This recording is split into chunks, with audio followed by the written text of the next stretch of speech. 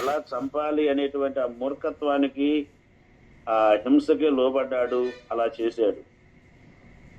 అలాంటి స్థితిలో ఉన్న మరి ఆ సౌలుని ప్రభు పట్టుకొని పౌలుగా మార్చి క్రీస్తు కొరకు ప్రాణం పెట్టే వ్యక్తిగా చేశారనమాట. కాబట్టి ఒకప్పుడు మనం లోకానికి పాపానికి లోబడిన వారిగా ఉండవచ్చు. కానీ ఇప్పుడు ప్రభు పాదాల దగ్గరకు వచ్చిన తర్వాత, ప్రభు నమ్మిన తర్వాత ప్రభువుకు లోబడటం మనం నేర్చుకోవాలి. ఉదాహరణకి దేవుని సన్నిధికి వచ్చిన తర్వాత వచ్చేటప్పటికి మనం ఒకవేళ చాలా మంది త్రాగులో ఉండి త్రాగి ఎక్కడో రోడ్డు మీద పడిపోయిన పరిస్థితులు ఉంటాయి. అలాంటి వారిని తన భార్య కన్నీటి ప్రార్థన ద్వారా కావచ్చు, సంఘ సేవకుల ప్రార్థన ద్వారా, అలాగనే దేవుని యొక్క ఆశ్చర్యమైన ప్రేమ ద్వారా, కృప ద్వారా, సహవాసానికి ఇచ్చిన దేవుని వాగ్దానం ద్వారా దేవుడు అలాంటి రోడ్డు మీద పడిపోయే వ్యక్తిని మారిస్తే ఆ వ్యక్తి దేవుని సన్నిధి రావటం నిజంగా ఎంతో మేలుకరం. కానీ ఈ వ్యక్తి మరి జ్ఞాపకం చేసుకోలేకపోతున్నాడు. అయ్యో, నా పరిస్థితి ఒకప్పుడు త్రాగి రోడ్ల మీద పడిపోయిన పరిస్థితి కదా, నా కష్టార్జితం అంతా ఆ వైన్ షాప్కి ఖర్చు అయిపోయేది కదా, మరి ఈ రోజున నన్ను దేవుడు రక్షించుకున్నాడు, దేవుడు నన్ను నిలవబెట్టుకున్నాడు, కాబట్టి నేను దేవుని కోసం బ్రతకాలి, దేవునికి లోబడాలి, వాక్యాన్ని లోబడాలి అనేటువంటి జ్ఞానం లేకుండా పోతుందండి. కాబట్టి పిల్లరా, ఒకప్పుడు మనం సాతానుకు లోబడ్డాం, పాపానికి లోబడ్డాం, ఎవరైనా మన ఇష్టానికి చేసుకోవడానికి లోబడి ఎన్నో అవమానాలు పొంది, ఎన్నో నిందలు పొంది, ఎన్నో రకాలుగా దెబ్బలు తిన్నటువంటి పరిస్థితులు ఉన్నాయి చాలా మంది జీవితాల్లో. అయితే ప్రభు మనలను కోరుకున్నాడు, ఎన్నుకున్నాడు, పిలుచుకున్నాడు, ఎవరిని రక్షించాడు, ఏది చేయాలో ఏది చేయకూడదో బోధిస్తున్నాడు. కాబట్టి ఇప్పుడు దేవుడు చెప్పే మాట ఏంటంటే, లోబడుటకు దేనికి మిమ్మల్ని మీరు దాసులుగా అప్పగించుకుందరు, అది చావు నిమిత్తం పాపునకే గాని, నీతి నిమిత్తం విధేయతకే గాని దేనికి మీరు లోబడుదురు దానికే దాసులవుదురు. కాబట్టి పిల్లరా, మరి మన సహవాసంలో మన అయ్యగారు అమ్మగారి ద్వారా మనం నేర్చుకునేది ఏంటంటే, బయట సంఘాల్లో సహవాసాల్లో మరి ఎలా జరుగుతుందో నాకైతే తెలియదు, కానీ వాళ్ళకి నేర్పేది ఒకవేళ బైబిల్ విషయాలు నేర్పుతారు కావచ్చు, ప్రసంగం చేయడం నేర్పుతారు, తర్వాత ఇంకా లాంగ్వేజెస్ నేర్పుతారు. కానీ మనస్సాక్షిని కాపాడుకోవడం నేర్పరు. ఆ తర్వాత నమ్మకంగా ఉండటం, యథార్థంగా ఉండటం, ఇలాంటి విలువలు నేర్పరేమో అని నేను అనుకుంటున్నా. వాస్తవం నాకు తెలియదు. ఎందుకంటే మేము మారుమోసు పొంది ట్రైనింగ్కి వచ్చిన తర్వాత ఆ ట్రైనింగ్లో మాకు నేర్పింది అవే. తీరా చూస్తే సేవకు వచ్చిన తర్వాత చాలామంది మేము బీటీహెచ్ చేసాం, ఎంటీహెచ్ చేసాం, అట్లా అని చెప్తూ వాళ్ళు చాలా ఇదిగా ఉండేవాళ్ళు. తీరా చూస్తే మరి వాళ్ళ వ్యక్తిగత జీవితం కానీ, అలాగనే వారి సేవా జీవితం కానీ చూస్తే నిజంగా మనకు నేర్పినటువంటి మన ఆత్మీయ తల్లిదండ్రులు ఎంతో గొప్పగా కనిపించే పరిస్థితులు అన్నమాట. ఎందుకంటే వాళ్ళు వాక్యాన్ని బోధిస్తున్నారు, కానీ వాళ్ళ యొక్క ఎలాగంటే విధేయత లేదు, తగ్గింపు లేదు, లేదంటే వారికి రావాల్సిన ఘనత రాకపోయేసరికి కొంచెం వాళ్ళు చాలా దాన్ని అవమానంగా ఫీల్ అవటం. కాబట్టి గమనించండి, దేవునికి లోబడటం, వాక్యాన్ని లోబడటం మనం నేర్చుకోవాలి. ఒకప్పుడు మన పరిస్థితి ఏంటి? నా మటు నేను చూస్తే మరి ఎక్కడో నేను కూడా నామకరణంగా వస్తూ వెళ్తూ ఉండేవాడిని నూజివీడికి. మా సొంత గ్రామం వచ్చేసి రవణక్కపేట. ఆ రవణక్కపేట నుండి రెండో శనివారం తీసుకొని వస్తూ ఉండేవాడు. మా అమ్మ నాన్న వాళ్ళు తీసుకొచ్చేవాళ్ళు, మేము కూడా వచ్చేవాళ్ళం.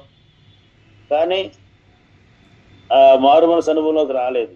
ఏదో వాక్యం వింటున్నాం, వెళ్తున్నాం, రెండో షిఫ్ట్ వస్తున్నాం, ఆ నైట్ ఉంటాం, ఆదివారం కూడా చూసుకుంటాం, ప్రార్థన అయిన తర్వాత వెళ్ళేవాళ్ళం. అంతవరకే తప్ప మారు మనసు పొందిన అనుభవంలోకి రాలేదండి. ఇంకా లోకంలో, పాపంలో, లేదంటే సినిమాలంటే బాగా అటాచ్మెంట్ ఉండేదన్నమాట. అలాంటి పరిస్థితిలో మరి నూజివీడు వచ్చి అలా చర్చ అయిపోయిన తర్వాత ఆదివారం ఆరాధన అయిన తర్వాత కూడా ఆ నూజివీడులో ఎక్కడ మంచి సినిమా ఉందని చెప్పి ఆ సినిమా హాల్కి వెళ్ళి చూసుకొని వెళ్ళినటువంటి ఒక వేషధారిగా కూడా నా జీవితంలో ఉన్నా. మరి అలాంటి పరిస్థితిలో ఒక దినాన మరి సరిగ్గా 96 అనమాట, 1996 సంవత్సరం జనవరి నెలలో యవనోసులు రిట్రీట్ పెట్టారు. మొన్న అయ్యగారు వాళ్ళు కండక్ట్ చేసినట్టుగా ఆ రిట్రీట్ పెట్టినప్పుడు మా నాన్నగారు చెప్పారు. ఏం చెప్పారంటే, నూజివీడులో యవనోసులు రిట్రీట్ ఉంది కాబట్టి నువ్వు వెళ్ళాలి అనే మాట అన్నారు. అప్పుడే నా వయసు సరిగ్గా 19 years అనమాట. సరే, వాస్తవంగా నాకు వెళ్ళాలని ఇష్టం లేదు, కానీ మరి మా తండ్రి కాబట్టి తండ్రి మాటకి లోపడాలి. ఆ రూట్లో సరే అన్నాను. సరే అన్న తర్వాత సరిగ్గా మరి 9వ తారీఖు తాతగారి జ్ఞాపకార్థం కూడా ఆ రోజున ఉదయం బట్టలు సర్దుకొని నూజివీడు వెళ్ళడం జరిగింది. ఆ నూజివీడులో ఆ రిట్రీట్లో వింటున్న వాక్యాలు కానీ, సాక్ష్యాలు కానీ, అక్కడ ఉన్న వారి ముఖాల్లో ఉన్న ఆనందం కానీ నేను చూసిన తర్వాత నాలో ఏదో ఒక గొప్ప విచారం కనబడుతుంది. శరీర సంబంధం ఎలాంటి వ్యాధి బాధ లేదు, ఏ పాపానికి నేను బంధించబడలేదు, లేదంటే ఏ విధంగా దురలవాటికి నేను బానిసను కాలేదు, కానీ రక్షణ, మారు మనసు లేదు. ఏదో నామగత క్రైస్తవులు వస్తున్నా వెళ్తున్నా, అంత మాత్రమే కాకుండా మా గ్రామంలో కూడా మన ఎల్ఏఎఫ్ చర్చికే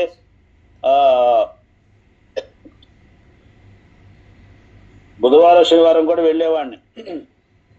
అక్కడ సేవకులు అమృతరావు గారితో పాటు సైకిళ్ళ మీద తిరిగి ఆ చుట్టుపక్కల గ్రామాలు కూడా, అటు వెంకటాద్రిపురం కావచ్చు, హనుమంతులగూడెం, అలాగే కొండపర్వ, చిత్తపూరు, సోమవారం, ఈ ఊర్లన్నీ కూడా సైకిళ్ళ మీద తిరిగేవాడిని, కానీ మారు మనసు అనుభవం లేదు.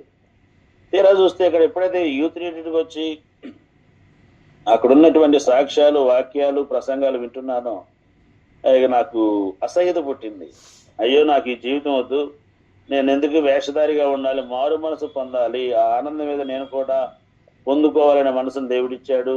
ఆ తర్వాత రిట్రీట్ అయిపోయింది, అందరూ వెళ్ళిపోయారు, కానీ నేను మారు మనసు పొందాలని అక్కడే ఉండి సరిగ్గా ఒక వారం 10 రోజులు నూజివీడులోనే ఉండి మారు మనసు పొందడం జరిగింది.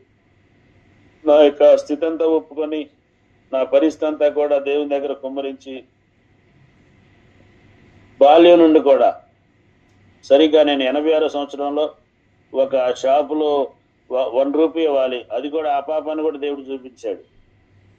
దేవుడి దగ్గర ఒప్పుకున్నా, ప్రభువా నన్ను క్షమించండి, నేను పలానా షాపులో 1 రూపాయి ఇవ్వాలి, కూరగాయల షాపులో 10 రూపాయల దాకా ఇవ్వాలి, అలాగే ఇంకా కిరాణా షాపులో 5 రూపాయలు ఇవ్వాలి. ఇంకా నేను అక్కిరెడ్డిగూడెం కెమికల్ ఫ్యాక్టరీలో పనిచేశాను. అక్కడ కొన్ని వస్తువులు నష్టపరిస్తే వాటి ఖర్చు దేవుడు చూపిస్తున్నాడు, సరిగ్గా ఒక 500 రూపాయలు ఇవ్వాలని. ఒక 10 సంవత్సరాల నుంచి ఒక ఫ్రెండ్తో మాట్లాడట్లా, అంటే బంద్ అయిపోయినాయి. తీరా మరి ఆయన్ని తీసుకొచ్చి దేవుడు ముందు పెడుతున్నాడు. ఏంటి ప్రభు అంటే, నువ్వు ఆయనతో మాట్లాడితేనే నా దగ్గర రా అంటాడు. అవును ప్రభు, నన్ను క్షమించండి, ఆ వ్యక్తి నేను మాట్లాడతానని చెప్పి ప్రభు దగ్గర క్షమాపణ వేడుకున్నా. ఎన్నో సందర్భాలు మా తల్లిదండ్రులను బాధ పెట్టి, దుఃఖపెట్టి, అబద్ధాలు ఆడి ఆ సందర్భాలన్నీ దేవుడు చూపిస్తున్నాడు. అవన్నీ కూడా దేవుడి దగ్గర ఒప్పుకుంటున్నా, క్షమించిన ఆయన అని, ఇక మీద నేను అలా చేయనని. చాలా సందర్భాల్లో మా తండ్రి ఏదైనా గడ్డిస్తే వాళ్ళ గురించి హృదయంలో తిట్టుకోవడం, లేదంటే శాపాలు పెట్టడం, ఇలాంటివి కూడా ఉండేవి. ఇవన్నీ కూడా దేవుడు చూపిస్తున్నాడు. దేవుని దగ్గర క్షమాపణ అడిగి సరి చేసుకున్నా. అలాగే మా సేవకుల్ని వాళ్ళు మనం గద్దించినా సరే వాళ్ళ మీద కూడా బాధ పెట్టుకున్న, అవన్నీ కూడా దేవుడు చూపిస్తున్నాడు. అన్నీ కూడా క్షమాపణ వేడుకున్న దేవుని దగ్గర. ఆ తరువాత దేవుడు నా హృదయాన్ని కడిగేసి, తర్వాత నా ప్రతి పాపాన్ని కూడా మొత్తం కూడా బయటకు ఒప్పుకోవడానికి సహాయం చేశారు. అంత మాత్రమే కాకుండా దేవుని బిడ్డల దగ్గర కూర్చొని మొత్తం ఒప్పుకోవడం జరిగింది. తర్వాత నాకు దేవుడిచ్చిన మనసు ఎలాగంటే, ఇక ఎక్కడెక్కడైతే నేను డబ్బులు ఇవ్వాలి, సరి చేసుకోవాలో వాళ్ళ దగ్గరికి వెళ్ళాలని మనసు అనమాట, అసలు ఆగట్లేదు అనమాట. ఆ టైంలో వెళ్ళిపోయి మా సేవకుల దగ్గర వాళ్ళ పాదాలు పడిన క్షమాపణ అడిగి, తల్లిదండ్రుల దగ్గర సమాధాన పడి, 10 years మాట్లాడినటువంటి ఆ ఫ్రెండ్ దగ్గరికి వెళ్ళి సమాధాన పడి, ఆ ఫ్యాక్టరీలో ఆయన మేనేజర్ ఉంటారు, ఆయన దగ్గరికి వెళ్ళి ఆయన కాళ్ళు పట్టుకొని సమాధాన పడి, ఇంకా ఈ షాపుల్లో కానీ ఇవన్నీ అన్ని చోట్లకి వెళ్ళి సమాధాన పడి తిరిగి ఇచ్చేసి రావడానికి దేవుడు సహాయం చేశారు. అంటే ఇది ఎందుకు చెప్తున్నామంటే, రిట్రీట్ జరుగుతుంది, మరి అక్కడికి వెళ్తే మేలు అనే మాట తండ్రి చెప్పారు కాబట్టి ఆ మాట లోబడినందువల్ల ఎంత ప్రాసెసింగ్ అంతా కూడా దేవుడు జరిగించారు. తీరా మరి వెళ్ళిన తర్వాత మారుమనసు అయిపోయింది. మారుమనసు పొందే క్రమంలో అమృతరావు గారు చెప్పారనమాట. ఏం చెప్పారంటే, బాబు నువ్వు మారుమనసు పొంది ఇంటికి వెళ్ళిపోవటం కాదు, నువ్వు ఇక్కడే ఉండాలి, రోజుల్లో ఉండాలి అన్నారు. అన్నప్పుడు మరి అది కూడా నాకు ఇష్టం లేదు అంతరంగంలో. కానీ మరి ఆయన సేవకులు, ఆయన మాట మనం వింటే మనకు మంచిదని తెలుసు కాబట్టి సరే అనే మాట అన్నా, ఒక్క మాట. తీరా చూస్తే మారుమనసు అయిపోయిన తర్వాత ఇంటికి వెళ్తా ఉంటే ఆయన అన్నారు, మరి ఇంటికి ఎందుకు అన్నారు. నేనేం మాట్లాడలా, సరి చేసుకుని వస్తావా అన్నారు. అవునండి అన్న. తీరా ఇంటికి వెళ్ళి సరి చేసుకొని అయిపోయిన తర్వాత మళ్ళీ వచ్చారు మా ఇంటికి. ఏంటన్నా మరి నువ్వు కూడా వస్తున్నావు రాలేదండి అన్నారు. అప్పటికి నేను ఎలా అయిపోయిందంటే వెళ్ళాలా వద్దని కన్ఫ్యూజ్లో ఉన్నా. కానీ అక్కడ మాట ఇచ్చా, సేవకులు మాట ఇచ్చాను. ఆ టైంలో ఏం చేయాలి నాకు అర్థం కాల. ఇంటి దగ్గర మా అమ్మ నాన్న వాళ్ళు, మా నాన్న అయితే చెప్తున్నాడు, మారుమనసు ఉంది కాబట్టి దేవుడు నడిపింపులో ఉంటావు, ఉంటే ఉండొచ్చు, నువ్వు చూడని వెళ్ళొచ్చు, నీ ఇష్టం అని అన్నారు. కానీ మా అమ్మ మాత్రం కొంచెం నువ్వు ఎక్కడే ఉండి బుధవారం శనివారం వెళ్ళు, రెండో శనివారం ఆదివారం అన్ని వెళ్ళు, కానీ నువ్వు ఎక్కడే ఉండాలంటుంది మా అమ్మ. ఇక నేను కన్ఫ్యూజ్లో ప్రార్థన చేసుకున్నా, ఏం చేయాలి ప్రభా నాకు అర్థం కావట్లా. సరే ప్రార్థన చేస్తే దేవుడు అర్థం చేస్తాడు కదని ప్రార్థన చేసుకున్న క్రమంలో దేవుడు ఒక దర్శనం ఒక కళ చూపించాడు. ఆ కళలో ఏంటంటే మా తమ్ముడు చనిపోయినట్టుగా కళ వచ్చిందనమాట. ప్రార్థన చేస్తున్న ప్రభా మా తమ్ముడు చనిపోవటం ఏంటి, నేను ఇది వరకంటే అబద్ధాలు ఆడాను, బూతులు మాట్లాడాము, సినిమాలు చూసాం, అబద్ధాలు ఆడి తల్లిదండ్రుల మాట వెనక, సేవకుల మాట వెనక వాక్యాన్ని విరుద్ధంగా జీవించిన సందర్భాలు ఉన్నాయి. మరి ఇప్పుడు మారుమనసు పొంది ఫ్రెష్గా దేవుల్లో ప్రార్థనలో వాక్యంలో ఉన్నప్పుడు మరి నాకు ఎందుకు ఇలాంటి కీడు జరుగుతుందని నేను ప్రార్థన చేస్తూ కన్నీరు గారుస్తూ మా ఇంటి దగ్గర కొంచెం ఓపెన్ ప్లేస్ ఉంటుంది, ఆ ఓపెన్ ప్లేస్కి వెళ్ళి బాగా ప్రార్థన చేస్తా ఉంటే అప్పుడు దేవుడు అర్థం చేశాడు. నీవు అర్థం చేశాడంటే, నీవు నా సేవకు రాకపోతే మీ తమ్ముడు చనిపోతాడు అని ఒక మెసేజ్ అనమాట. వెంటనే ఇక నేను ఇక్కడ ఉండటం మంచిది కాదని నా బ్యాగ్ సర్దుకొని నూజూడు రావటం జరిగింది.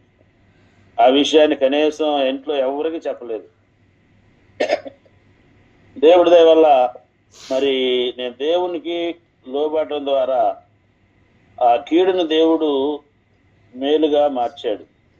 ఏమో ఒకవేళ నేను దేవుని లోబడకపోతే ఏ విధమైన కీడు జరిగేదో, లేదా నాకేదో అపాయం జరిగేదో ఏమంటే అది నాకు తెలియదు. కానీ దేవుని యొక్క మాటకి, తల్లిదండ్రుల మాటకి, అలాగే సేవకుల మాటకి లోబడటం ద్వారా నాకు మేలు జరిగింది. నాకు మారు మనసును దేవుడు ఇచ్చాడు.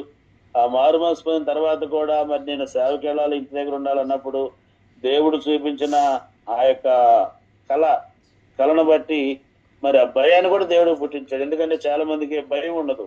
ఎన్ని నష్టాలు జరిగినా, ఎన్ని మరణాలు వచ్చినా, ఎంత ఆరోగ్యం క్షీణించిపోయినా సరే హృదయం కఠినం అయిపోద్ది అనమాట. కఠినం అయిపోతే పోతే పోతాం ఏముంది అనే మాటకు వస్తారనమాట. కానీ మరి దేవుడు ఆ కళ ద్వారా మరి ఆ భయాన్ని పుట్టించి దేవునికి లోబడి దేవుని తన రాగా నిజంగా మరి దేవుడు 96 నుండి నిజంగా మరి ఆ ట్రైనింగ్ లో ఉన్న సంవత్సరాలే కావచ్చు, సరిగ్గా ఒక 6 సంవత్సరాలు దేవుని బిడ్డల దగ్గర ఉండడానికి దేవుడు సహాయం చేశారు. ఆ భక్తి నేర్చుకోవడానికి, విశ్వాసం నేర్చుకోవడానికి, నమ్మకంగా ఉండడానికి, అలాగే దేవుని బిడ్డలే మరి వివాహం జరిగించి ఈ కరీంనగర్ సేవకి పంపించారు. మరి ఇక్కడ మేము పంపడినప్పుడు కూడా మరి వాస్తవంగా ఇక్కడ సేవ గాని, సంఘం గాని ఏ విధమైన సపోర్టు లేనటువంటి పరిస్థితి అయినప్పుడు కూడా మరి మనకు నేర్పింది దేవుని బిడ్డలు ఏంటంటే, దేవుని పని చేస్తే దేవుడు మన పని చేస్తాడు. దేవుడు మనకి ఏదన్నా పస్తు పెట్టాడు అని అంటే ఆ దేవుడి యొక్క లోపం కాదు, అది మన సోమర్థనాన్ని బట్టే మనకి దేవుడు పస్తుండేటట్టుగా అయితే తప్ప దేవుడు పని చేస్తే దేవుడు ఇస్తాడు అనేది నేర్చుకున్నాం. కాబట్టి దేవుడు ప్రారంభం నుండి కూడా ఏ రోజున నిజంగా మరి పస్తు పెట్టడం మాకు తెలియదు. అయితే కొన్ని ఇరుకైన పరిస్థితులు కూడా వెళ్ళినప్పుడు కూడా అది మేము ఎప్పుడు కూడా ఇరుకుగా లేదంటే ఇదొక పెద్ద గొప్ప ఏదో అని అనుకోలేం. మేము దేవుడు చేస్తాడు, దేవుడి పని మనం చేస్తూ ముందుకెళ్తే దేవుడు చేస్తాడనే అనుకున్నాం. ప్రారంభంలో మరి సంఘం లేదు, సేవ లేదు, లేదంటే మందిరం లేదని చాలా బాధపడే సందర్భాలు ఉంటాయి. అలాంటప్పుడు కూడా మరి దేవుడు సంఘాన్ని ఇవ్వడం జరిగింది. కాబట్టి ఇది ఈ రోజు వరకు ఇలా నిలబడటానికి గల కారణం ఏంటంటే, దేవుని కొంచెం లోబడినందువల్ల దేవుడు ఎన్ని కార్యాలు చూడడానికి దేవుడు సహాయం చేశారు. అలాగే మా వ్యక్తిగత జీవితంలో కూడా చూస్తే గత సంవత్సరం మరి మా పాప విషయంలో దేవుడు మెడిసిన్స్ ఎంబీబీఎస్ సీట్ ఇచ్చాడు.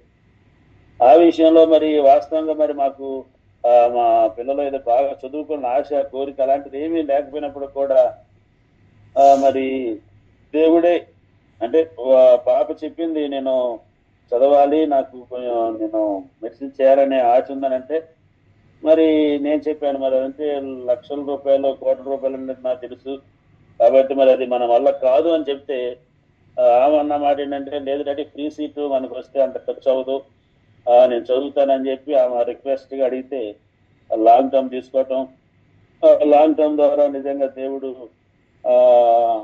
ఆశ్చర్యంగా మంచిర్యాల గవర్నమెంట్ మెడికల్ కాలేజీలో ఫ్రీ సీట్ ఇవ్వడం జరిగింది. మరి ఇది అసలు ఇదేంటి అని చెప్పి మేము ఆలోచన చేస్తే నాకు అర్థమైంది ఏంటంటే, దేవుని కొరకు మనం నిలబడ్డప్పుడు, దేవుని మనం ఘనంగా ఇచ్చినప్పుడు, అయితే ఇక్కడ మేము కరీంనగర్ పక్కన బావుపేటలో ఒక మందిరాన్ని ఒకటి కడుతున్నాం. ఆ మందిరం కట్టే క్రమంలో చిన్నగా మేము రేకులతో ప్లాన్ చేసుకుని వెళ్ళొచ్చేమో, కానీ దేవుని మనం ఘనంగా ఎంచాలి కదా, ఉన్న స్థలంలో స్లాబ్ వేస్తే మంచిదనే ఉద్దేశంతో మా దగ్గర డబ్బు లేదు, సంఘం కూడా అంత బలంగా లేకపోయినప్పుడు కూడా దేవుని మనం ఘనంగా ఎంచాలనే ఉద్దేశంతో కొన్ని డబ్బులు చిన్నగా అప్పు చేయడం కూడా జరిగింది. మరి వాస్తవంగా ఆ విషయంలో మరి అయ్యగారు అయితే మా సేవకులు చెప్తా ఉంటారు అప్పులు చేయకూడదు అనే మాట. సరిగా పనులు ఆగిన సందర్భంలో అలా మరి కొంచెం కష్టమైనా సరే దేవుని మందిరం పని జరిగినప్పుడు నాకు అనిపించింది అనమాట, కరీంనగర్లో కొంతమంది సేవకులు వచ్చేసి చెప్తున్నారు, నిజంగా మరి అంటే చిన్నగా స్తుతికోవడం పెట్టినప్పుడు ఈ కరీంనగర్ లోకల్ పాస్టర్స్ వచ్చారనమాట. వచ్చినప్పుడు చెప్తున్నారు, మా పాపకి సీట్ రాక మేము రష్యాలో చదివించామని ఒకళ్ళు చెప్తున్నారు, ఇంకో పాస్టర్ గారు అయితే మేము ఉక్రెయిన్ లో చదివించామని అని అన్నారు, ఇంకొక పాస్టర్ గారు మా పాపని కజకిస్తాన్ లో చదివించామని అన్నారు. మరి మీ పాపకి లోకల్లో ఇట్లా వచ్చిందని చెప్పి వాళ్ళు చెప్పే వరకు కూడా నాకు ఇంత విలువ అనే విషయం కూడా నాకు తెలియనటువంటి పరిస్థితి అనమాట. ఈ విధంగా దేవుడు మరి పిల్లల విషయంలో మా పెద్ద బాబుకి పెద్ద సర్జరీ, స్పైన్ సర్జరీ విషయంలో కూడా దేవుడు సహాయం చేశారు. అలాగే ఈ మధ్య బాబు మా కుమారుడి విషయంలో కూడా రెగ్యులైటీ బాసర్లో కూడా దేవుడు సీట్ ఇచ్చారు. దానికంటే ముందు ఇక్కడ ప్రైవేట్ కాలేజీలో జాయిన్ చేసి అడ్మిషన్ తీసుకొని కొంత డబ్బులు కూడా కట్టి వెళ్ళాము. మరి మా త్రిపురేటి బాసరా వస్తుందని ఏమాత్రం హోప్ లేదు, ఎందుకంటే అది గవర్నమెంట్ స్కూల్లో చదువుకున్న వాళ్ళకి ఇంకా అలాంటి వాళ్ళకే ఉంటుంది. కానీ ఇది ప్రైవేట్ స్కూల్లో చదువుకున్నాడు, తర్వాత ఆయన మార్క్స్ కూడా మరి 590 అలా రాలేదు, అంటే తక్కువ 530 లోపలనే వచ్చినాయి. తీరా చూస్తే మరి బీసీసీ అయినా సరే దేవుడు అక్కడ సీట్ ఇచ్చారు. ఈ విధంగా మా వ్యక్తిగతంగా కానీ అలాగే దేవుని సేవలో కానీ కరీంనగర్లో నిలబడ్డామంటే దేవుని మాటకి లోబడినందువల్ల, దేవుని బిడ్డల మాటలకి లోబడినందువల్లని నేను అనుకుంటున్నా. అయితే ఇంకా నేను లోబడవలసింది, ఇంకా నేను దేవుని దగ్గర సరి చేసుకోవాలి, దిద్దుకోవాలి చాలా ఉంది. కాబట్టి నా కొరకు కూడా ప్రార్థన చేయండి. ఇంకా ఈ సందర్భంగా ఈ ఉదయకాలం ఈ వాక్యాన్ని బట్టి మనం అర్థం చేసుకునేది ఏంటంటే, దేవుని మనం లోబడ్డప్పుడు, దేవుని చిత్తాన్ని మనం లోబడినప్పుడు దేవుడు మన జీవితంలో మన ఊహించని కార్యాలు, మన వల్ల కానీ మనం చేయలేనివి, మన జీవితంలో ఎన్నడూ కూడా చేయలేనటువంటి కార్యాలు మన ద్వారా దేవుడు జరిగిస్తాడు. ఒక సందర్భంలో నేను మా భార్య ఒక షోరూమ్కి వెళ్ళాం. మాకు సరిగ్గా బండి లేక సరిగ్గా 10 సంవత్సరాల పాటు సైకిల్ మీదనే తిరిగి సేవ చేయడం జరిగింది. సరే ఒక రోజున బండి కావాలని చెప్పి ఒక ఆయన ఏమన్నాడంటే, నేను షూరిటీ ఉంటానని మీకు బండి ఇప్పిస్తానని చెప్పి తీసుకుని వెళ్ళాడు. తీరా చూస్తే అక్కడ షూరిటీ ఉంటానన్నా సరే ఈ పాస్టర్ గారికి మరి రెగ్యులర్ ఇన్కమ్ ఏమి లేదు కాబట్టి మేము ఏది ఇవ్వని చెప్పి అన్నారు ఆ ఫైనాన్స్ వాళ్ళు. సరే అయినా సరే మేము బాధపడకుండా సంతోషంగానే రావడం జరిగింది. తర్వాత కొన్ని రోజులకి ఒక బ్యాంక్ మేనేజర్ గారు మన ప్రార్థనకు వస్తూ ఆయన చెప్పాడనమాట, సార్ నేను మీకు ఆయన ఒక మైనార్టీ కార్పొరేషన్ ద్వారా ఆటో ఇవ్వడం జరిగింది.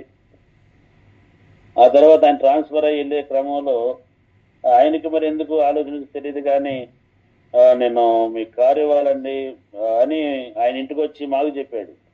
చెబితే కారుకి ఎలా మేము కట్టాలి, అసలు కారు అవసరమా, ఏ విధంగా కూడా మాకైతే ఇష్టం లేదు. కానీ మరి ఆయనే కొంచెం మోటివేషన్ లాగా చేశారనమాట. సరే ఈ విషయాన్ని బట్టి మరి తీసుకోవాలా వద్దా మరి మాకైతే అర్థం కాలేదు. సరే మన గోదావరి సంజయ్ అన్నయ్య చెప్తే అన్నయ్య అప్పుడు తీసుకోవచ్చు అనే మాట అన్నయ్య దగ్గర నుంచి వచ్చిన తర్వాత అప్పుడు ముందుకు అడిగి పెట్టి, అంటే ఈ విషయాన్ని ఎందుకు చెప్పడం జరుగుతుందంటే, మరి ఒకప్పుడు బండి కోసం ఉన్నప్పుడు బండినే ఇవ్వనటువంటి పరిస్థితిలో మా పరిస్థితి అలాగే ఉన్నప్పటికి కూడా మరి దేవుడు అలాంటి వాహనాన్ని ఇవ్వడం జరిగింది. దీన్ని బట్టి మనం దేవునికి లోబడినప్పుడు మా సంఘంలో కూడా చాలా మందిని విశ్వాసం చూస్తున్నాం. వాళ్ళు దేవుని లోబడిన తర్వాత వారిని ఏ విధంగా మరి ఒకప్పుడు సంతానం లేని వారి సంతానం ఇవ్వటం కావచ్చు, అలాగనే ఆర్థికంగా అప్పుల్లో ఉన్న వారిని అప్పు నుండి బయటికి తీసుకురావటం, ఇంకా అనేక విషయాల్లో దేవుడు వారిని బలపరచడం, దీవించడం, శరీర సంబంధంగా అలాగే ఆర్థికంగా ఆరోగ్యంగా సేవాపరంగా కూడా అన్ని విషయాల్లో కూడా దేవుడు వారిని దీవించడం మేము చూస్తున్నాం. కాబట్టి మనం దేవుని లోబడటం అనేటువంటిది కొంచెం కష్టంగా ఉన్నప్పటికీ కూడా మనం ఇష్టం చేసుకోగలిగితే నిజంగా దేవుడు ప్రభు కొరకు పడిన ప్రయాస కానీ, ప్రభు కొరకు మనం ఖర్చు పెట్టింది కానీ, ప్రభు కొరకు మనం నిలబడింది కానీ పొరపాటునది వ్యర్థం కాదని మనం గుర్తించాలి. అందుకే 1 కొరింథీ 15:58 అంటాడు, కాగా నా ప్రియ సహోదరులారా, ప్రభువునందు మీ ప్రయాసం వ్యర్థం కాదని ఎరిగి కదలని వారును స్థిరులను ప్రభు కార్యాభివృద్ధి అని ఎప్పటికీ ఆసక్తులునై ఉండి అని అంటారు. ప్రభు కార్యాభివృద్ధి ఎప్పటికీ ఆసక్తి కలిగి ఉండాలి.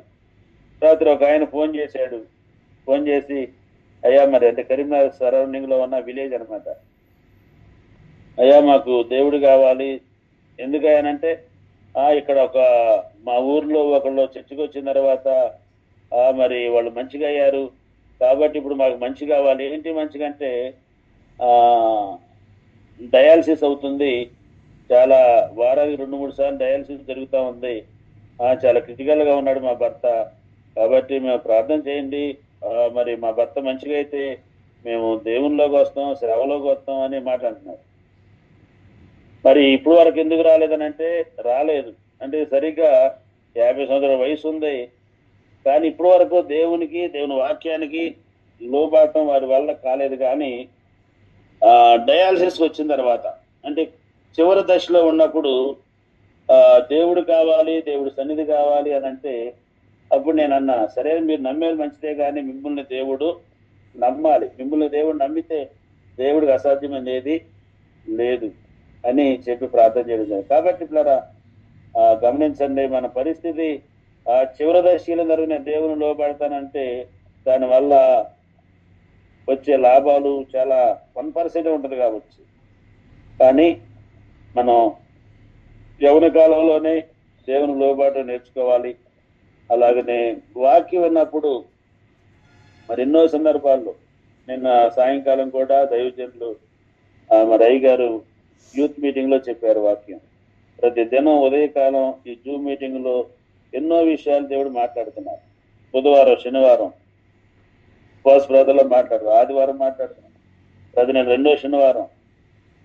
ఈ విధంగా దేవుడు ఎన్నో సందర్భాలు మనం మాట్లాడుతున్నప్పుడు మనం వినటం వరకే వినే క్రైస్తవులుగా ఉంటే మన జీవితం ఎలాంటి అభివృద్ధి అనేది ఉండదు, ఎలాంటి మార్పు ఉండదు, మనల్ని బట్టి దేవునికి సంతోషం ఉండదు, మనల్ని బట్టి మన భార్య పిల్లలకు కూడా ఏ విధమైన సంతోషం పొరపాటున ఉండదు అని గుర్తించి దేవుని మాటలు విన్నప్పుడు మన స్థితి ఏంటో దేవుడు అర్థం చేసినప్పుడు వెంటనే లోబడాలి.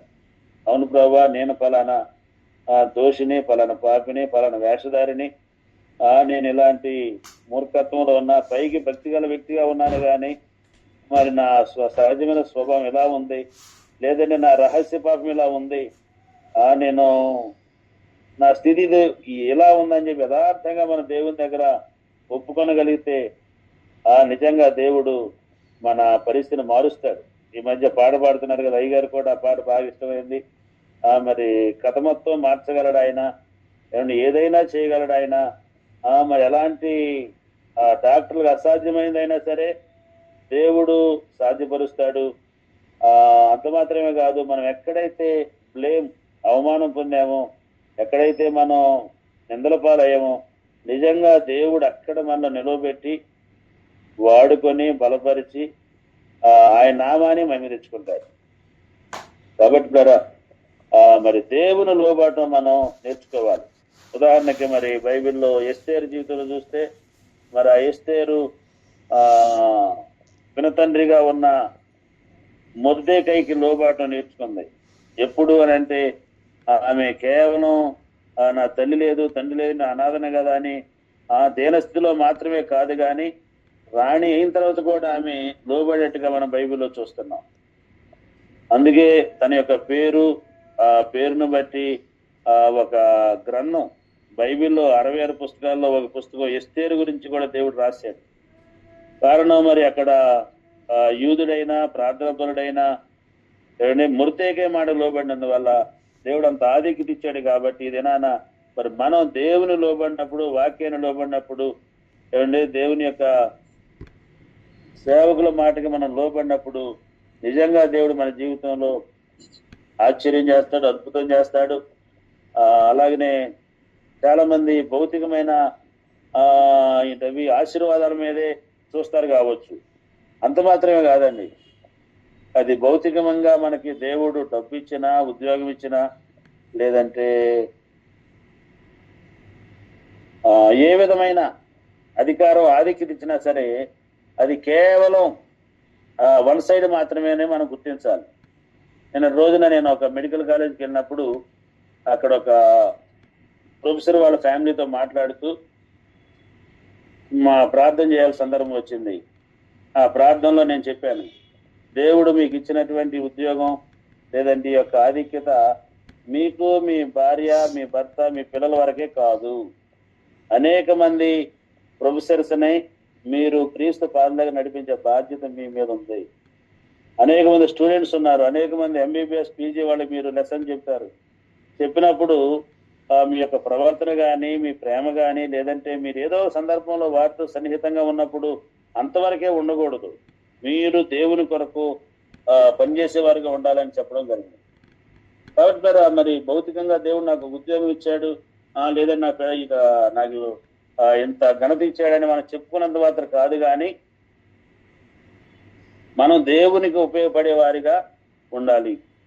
కాబట్టి భౌతికమైన ఆశీర్వాదాల మీదే మనం ఆధారపడకూడదు, కానీ మనం దేవుని కొరకు ఏ విధంగా ఉపయోగపడుతున్నాం, ఏ విధంగా మరి ఈ రోజున మన ఆత్మీయ తల్లిదండ్రులు మరి అయ్యగారు చూస్తే మరి అంత వయసులో కూడా విరామం లేకుండా మరి నాకు మనం చాలా చాలా బాగా అనిపించింది. ఎందుకంటే అక్కడ యూత్ చిల్డ్రన్స్ వీక్ అయినా నెక్స్ట్ డేనా లేదంటే అదే రోజు నైట్ మరి వెళ్ళిపోయారు. సింగపూర్ వెళ్ళి అక్కడ వాడబడి మరి అక్కడి నుంచి మళ్ళీ రావడంతోనే మళ్ళీ నూజివీడులో సేవకులు కూటం. ఆ సేవకులు కూటానికి ఆ అయ్యగారు రావడానికి మధ్యలో ఒక్కరోజు గ్యాప్ ఉంది. ఆ ఒక్కరోజు కూడా మరి నూజివీడులో నెహ్రూపేటలో ప్రార్థన పెట్టారని నేను ఫ్రైడే మార్నింగ్ వెళ్ళేసరికి రాత్రి ఇలా ప్రార్థన జరిగింది, అయ్యగారు వాకింగ్ చెప్పారన్నారు. అసలు అయ్యగారికి మరి ఎంత మరి ఇంత వయసులో కూడా మరి విరామం లేకుండా కష్టపడుతున్నారు, ప్రయాసపడుతున్నారు కదా. కాబట్టి మరి మరి అయ్యగారి కంటే మనం అందరం కూడా చిన్నవాళ్ళమే. మరి కాబట్టి మరి మనం దేవునికి దేవుని వాక్యం లోబడి దేవుడిని ఇంకా దేవుని చిత్తాన్ని లోబడి ఏ విషయాల్లో దేవుడు మన యొక్క బలహీనతను చూపిస్తున్నాడు ఆ విషయాలు సరి చేసుకొని మనం బలపడి స్థిరపడి దేవుని కొరకు ముందడుగు వేస్తే ఇప్పటి వరకు మనం పొందిన మేలులు ఉపకారాలు కావచ్చు, అది కొంతవరకు ఇంకా దేవుడు మనకి ఎన్నో ఇస్తాడని నేను కూడా సంఘంలో చాలా సందర్భంలో చెప్తా ఉంటా. పర్సనల్ కూడా నేను అదే తీసుకుంటా. ఏదైనా మనం ప్రతి ఒక్కరూ మేలు పొందుకున్నాం, ఆ మేలు ఆ ఉపకారం ఆ దీవెన ఏదైతే ఉందో అది కేవలం 1% కంటే తక్కువే. ఇంకా మనం పొందుకోవాల్సింది, అనుభవించాల్సింది, దేవుడు మనకి ఇవ్వాల్సింది ఇంకెంతో ఉంది. ఎందుకు దేవుడు ఇవ్వట్లేదని అంటే ఇంకా మనం లోబడాలి. లోబడట్లేదు కాబట్టి మనకి రావాల్సినటువంటిది అన్ని దేవుడు అక్కడ పెండింగ్ లో పెట్టాడు అని నేను అనుకుంటున్నా. కాబట్టి మనం లోబడితే దేవుడు మనకి సహాయం చేస్తారు, మనల్ని వాడుకుంటారు. దేవుని మనం లోబడదాం. మరి ఇస్సాకు ఏ విధంగా లోబడ్డాడు, మరి లోబడిన సందర్భాన్ని బట్టి ఇస్సాకు దేవుడు దీవించిన సందర్భం మనకు తెలుసు. అలాగే ఎస్తేరు గురించి జ్ఞాపకం చేసుకున్నాం. అలాగే మన సేవా జీవితంలో, భక్తి జీవితంలో, మన విశ్వాస జీవితంలో నామకార్థ క్రైస్తవులుగా మాత్రమే మిగిలిపోకుండా ఈ లోకాన్ని విడిచిపెట్టకుండా నిజమైన క్రైస్తవులుగాను క్రీస్తు యొక్క వెలుగును అనేక మందికి చూపించేవారుగాను హెస్కేలు గ్రంథంలో ఉంటుంది ఒక మాట, ఈ నది ఎక్కడ ప్రవహించునో అక్కడ జలచరాలన్నీ బ్రతుకుని అంటాడు. అంటే అయ్యగారు కూడా దీని మీద చాలా సందర్భ వాక్యాన్ని బోధించారు. అంటే అయ్యగారి ఉద్దేశం ఆ యొక్క మెసేజ్ ఉద్దేశం ఏంటంటే రక్షించబడిన వ్యక్తి, దేవుడు లోబడిన వ్యక్తి ఎక్కడికి వెళ్ళినా సరే అక్కడ అనేక మందికి వెలుగుగాను జ్యోతిగాను అనేక మంది రక్షించడం చేసిన ఆ చిన్నది మరి ఆ పని ఆమె చేసుకోవచ్చు. కానీ మరి ఆమె నేను చిన్నదాననే ఫీలింగ్, భయం ఏ విధంగా లేదు. మరి ఎంత ప్రార్థన చేసుకుందో తెలియదు. దేవుని గొప్పతనాన్ని మరి ఎలీషా దగ్గర, దైవజనుడు ఎలీషా దగ్గరకి నా యజమానుడు వెళ్తే ఈయన కుష్ఠరోగం పోతుంది అని ఆమె గ్రహించి మరి ఎలా చెప్పిందో ఆ మాట ఎలా నమ్మారో తెలియదు. కానీ మరి మన నమ్మకంగా ఉన్నప్పుడు, యథార్థంగా ఉన్నప్పుడు, మన ప్రవర్తన లేదంటే మన ప్రార్థనతో ఉన్నప్పుడు ఆటోమేటిక్ గా మన వయసును బట్టి లేదంటే మన స్థాయిని బట్టి లెక్కలు వేసుకోరు, లోబడతారు. లోబడే దేవుడు చేస్తాడు. మరి ఆ చిన్నది చెప్పిన దాన్ని బట్టి నయమాను అక్కడ ఎలీషా దగ్గరికి వెళ్ళాడు. వెళ్ళడమే కాకుండా అక్కడ స్వస్థత పొందాడు. ఈ విధంగా అనేక మంది ఎన్నో పాపరోగాలతో ఉన్నారు, ఎన్నో బంధకాల్లో ఉన్నారు, ఎన్నో రకాల ఉచ్చుల్లో ఉన్నారు. ప్రసంగి 7:26 చెప్తున్నాడు. ఏమంటాడంటే, ఒకసారి ఎవరైనా చూస్తారన్నది ముగించుకుందాం ఒక మాట చదువుకొని.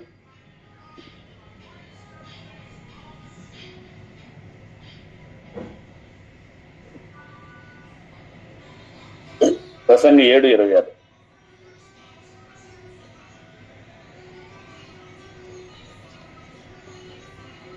మరణము కంటే ఎక్కువ దుఃఖము కలిగించినది ఒకటి నాకు కనబడెను.